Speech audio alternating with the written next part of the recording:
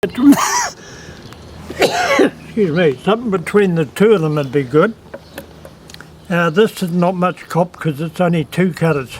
Right.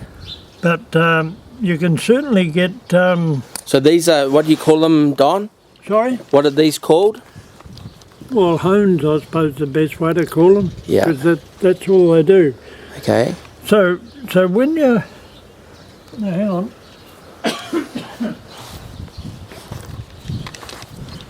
So if you purchase one of these, it wouldn't cost you a bloody arm and a leg.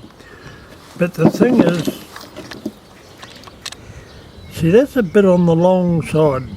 Right. Now, don't want to be too short because you go backwards and forwards and you're liable to finish up with a bore like that by grinding too much out of the centre.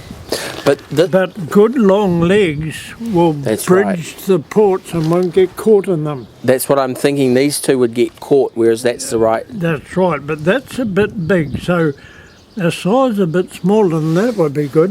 Why is that one too big? What damage would that do if that went down in there? Oh, no damage actually. But won't it get caught on here when it comes past here? No. Because for one reason, that length there is only a part of the total length. Yeah. And the stone is long enough to bridge it, whereas one of these, first thing it'd do is fall into the bloody gap. Okay. Cause trouble. So what are these here? Are they extra blades for it? Blades or stones? Not blades, they're stones. Yeah, they're spare stones, yeah. Now you got a there's the grit size on the back. So that's a 220, number 220 times 4 inch. Yep, 4 inch long. And have these been used before? How many times have you used these? Oh hell, many times. I can't remember how much work it's done now. So it's wet, so have you put water or oil on these? Don't put water on it, I use a very light oil.